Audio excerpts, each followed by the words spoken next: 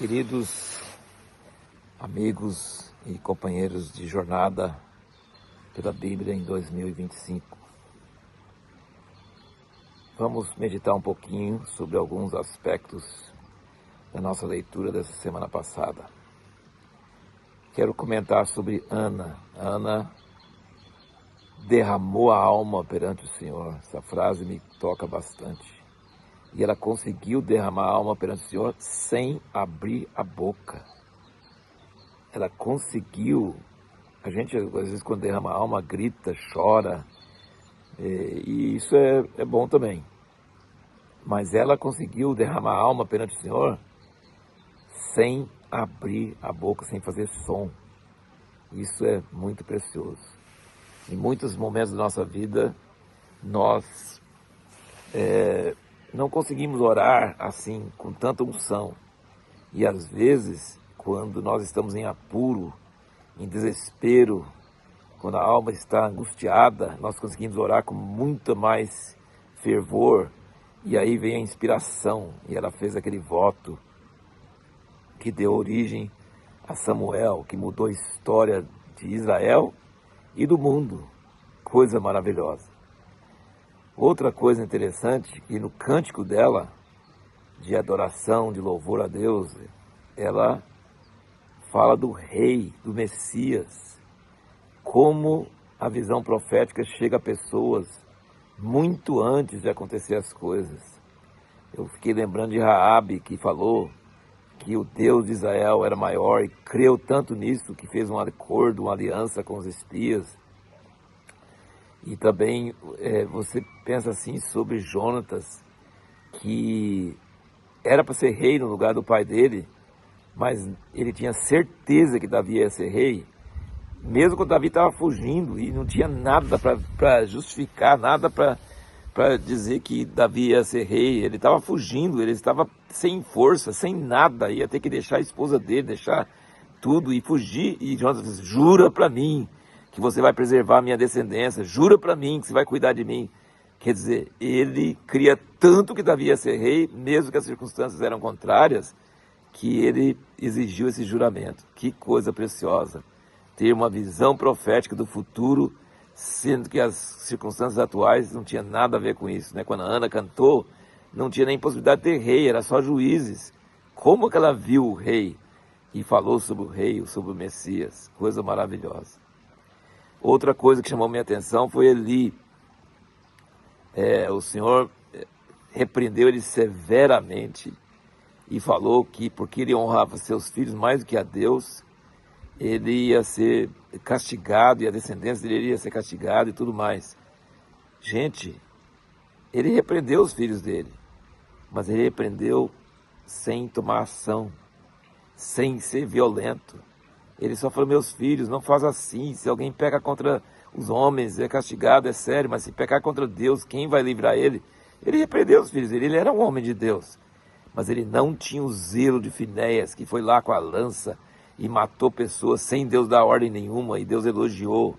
Gente, nós precisamos entender que Deus falou que aquela repreensão que Eli deu para seus filhos não valeu, porque ele honrou mais seus filhos que a Deus. E nós, quantas vezes nós honramos as pessoas mais do que a Deus? Quantas vezes nós temos medo de ofender as pessoas mais do que a Deus? Deus a gente não vê, e as pessoas a gente vê. E isso é sério.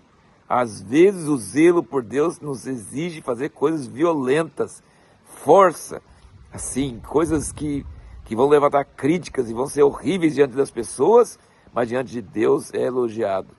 O zelo pela casa de Deus. Eu lembro de Jesus pegando o chicote, tirando as pessoas do templo, derrubando as mesas. E os discípulos lembraram naquele versículo que fala: o zelo da tua casa me consome. Nós precisamos temer mais a Deus do que os homens e ter zelo que às vezes nos força a ofender as pessoas para poder agradar a Deus. E uma coisa que eu tenho notado bastante é que quando você está com a presença de Deus, quando você tem temor de Deus, tudo que você faz é bem sucedido. Não é assim, nem todas as coisas você pede para Deus dirigir, para Deus falar, não.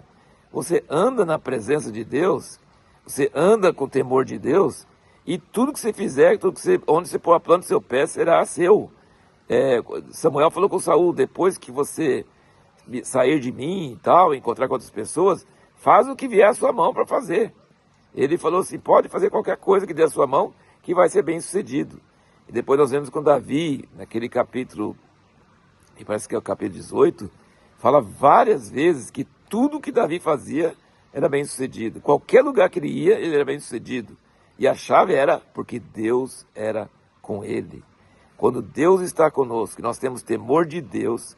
Lembra também de Jonatas e o seu escudeiro? Sozinho contra os exércitos filisteus, subindo um precipício atrás deles. Que coisa louca! E foi ideia do Jonatas, não foi Deus que dirigiu ele, que falou com ele. Não, ele foi por conta própria. É verdade que ele deu um sinal: Deus, se for a tua vontade, eles vão dizer: sobe aqui e tal. Se não for, eles vão falar: espera aí que nós vamos pegar vocês. Então ele deu um sinal para confirmar que Deus estava com ele. Mas ele teve a ideia. E outra coisa muito interessante é que tanto no caso de Jonatas, como no caso de muitos juízes também, Gideão, Jefté, vários outros, e no caso de Davi contra Golias, exige alguém com fé para enfrentar o desafio, para ir contra o inimigo, para abrir a janela. E quando, por exemplo, Davi matou Golias, depois todo Israel vai atrás e mata os filisteus. Entendeu? Então, assim, quando Jonatas fez tremer a terra, Deus tremeu a terra atrás dele, quando ele abriu a porta pela fé, aí todo Israel vai atrás e mata os filisteus. Então, assim, sempre assim, exige alguém com fé para tomar o primeiro passo, para abrir a janela, e aí todo o povo de Deus, que antes não tinha fé, é chamado para ajudar na vitória. Então nós precisamos de pessoas valentes, pessoas heróis, pessoas que vão à frente, pessoas que enfrentam o desafio, enfrentam a morte, como Jonatas e como seu escudeiro e como Davi, que vão sozinho atrás com unção, e depois todo o povo participa da vitória sobre o inimigo. E em 1 Samuel 15, é interessante você ver no versículo 28, quando Saul desobedece a Deus pela segunda vez. A primeira vez ele não esperou Samuel como foi ordenado, e ele mesmo como rei fez sacrifício que não poderia fazer, coisa errada, coisa que não se pode fazer. E aí Deus falou assim: eu já procurei outro homem, o reino ia ser seu para sempre, eu ia dar para você para sempre, mas agora resolvi que não vou dar. Mas Deus ainda deu uma outra chance, não era irrevogável. Deu uma chance para ele ir contra os amalequitas e tal. E aí ele não obedeceu, e Samuel falou: hoje o Senhor removeu o reino de você. Hoje o Senhor removeu o reino de você. Só que ele foi passar muitos anos depois, e ele continuou sendo rei. Mas quando, no céu, quando uma coisa é fechada, não quer dizer que vai acontecer na hora. Samuel ungiu Davi no meio de seus irmãos. Mas passaram muitos anos antes que Davi pudesse tomar o reino. Então, assim, as coisas são fechadas nos lugares celestiais, mas na prática aqui na terra pode demorar um pouco, pode demorar bastante. Tem uma hora de Deus para cada coisa. Então, hoje, naquele dia, mudou o reino e Deus procurou um homem segundo o seu coração. Mas demorou muitos anos. Sabe por quê? Porque Deus tinha que aprimorar Davi, tinha que testar a sua alma, tinha que purificar o seu espírito. Como José lá no Egito, passou muitos anos na cadeia, como escravo e tudo, Deus testando sua alma, forjando um caráter, forjando uma pessoa que aguentaria o governo, aguentaria a honra, aguentaria todo o poder sem se orgulhar, sem ser vingativo contra seus irmãos. E Davi teve que ser testado para não pegar o reino pelas suas próprias mãos, para seguir o coração de Deus, para ser uma pessoa humilde. Nós vemos assim, Saul começando a perseguir Davi, mas não é por nenhuma atitude de Davi. Davi tinha direito de ser genro do rei, porque o rei tinha falado que quem matasse Golias era para ser genro dele. Mas aí o Saul não cumpriu sua promessa. E Saul deu a filha mais velha para outra pessoa, quando era para dar para Davi. E depois falou da filha dele para Davi, Mas Davi disse, eu não sou digno de nada, eu sou humilde. Quer dizer, ele matou Golias, o Saul não cumpriu a promessa dele, mas Davi continuou humilde, não tinha intenção nenhuma de tomar o reino. E Saul atacou ele, ficou com ódio dele, por quê?